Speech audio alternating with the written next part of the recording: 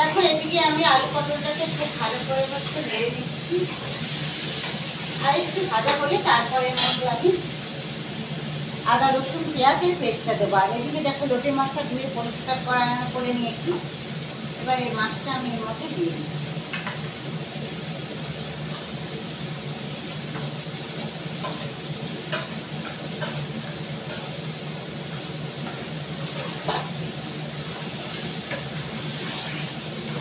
কষাতে কষাতে বন্ধুরা মাছটা একবারে ঝুড়ো হয়ে যাবে, মানে মাখা মাখা হয়ে যাবে।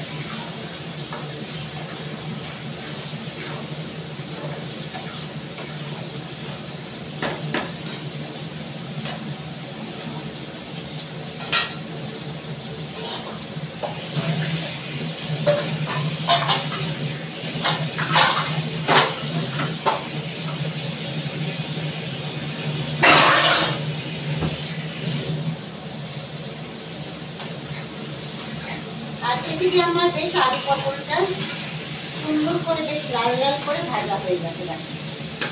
এবার এর মধ্যে আমি আদা রসুনের পেস্টটা দিই।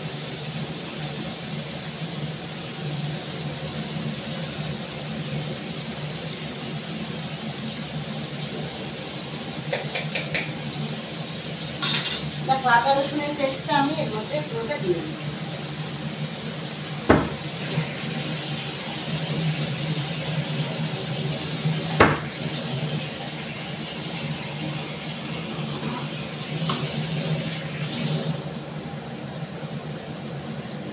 আর এর মধ্যে দেবো এবার জিরের গুঁড়ো,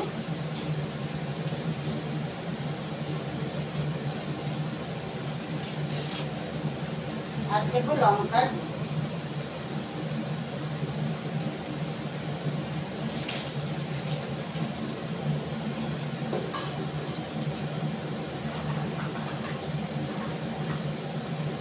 আর স্বাদের জন্য দিয়ে দিচ্ছি একটু গুড়ের বাতাসা। দিয়ে ভালো করে আমি মশলাটাকে কষিয়ে নেবো আগে পটলটা।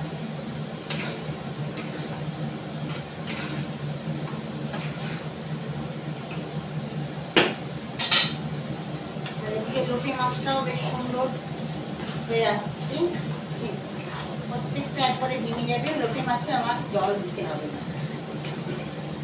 এই মাছের থেকে যা বন্ধুরা জল বেরোবে ওটাই একদম মাখা মাখা হয়ে যাবে।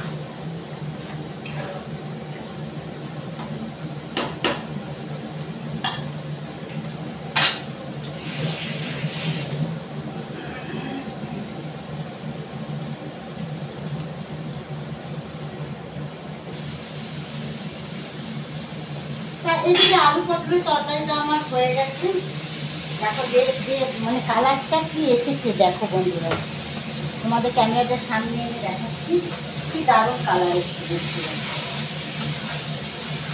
দেখতে যদি এত সুন্দর হয় তাহলে খেতে নিচ্ছি আরো সুন্দর হবে। এবার চিংড়ি পটল, এবার এর মধ্যে আমি জল দিয়ে দেবো। যেহেতু এটা মাখা মাখা করবো খুব বেশি জল দেবো।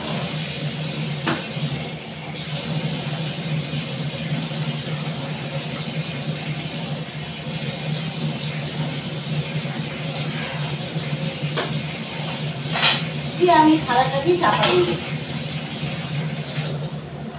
আর এদিকে লোটে মাছটা বন্ধুরা হচ্ছে, প্রচুর জল বেরোচ্ছে দেখো, টানতে সময় লাগে, আস্তে আস্তে আস্তে আস্তে টানা, তবে এটা মাখা মাখা হয়ে যাবে।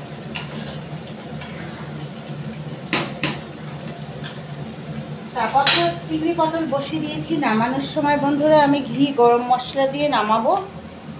চিংড়ি পটল আর লোটে মাছটাও আমি গরম মশলা দিয়ে নামাবো। তাহলে আজকে দুপুরে যা যা মেনু সবটি তোমাদের সাথে শেয়ার করলাম।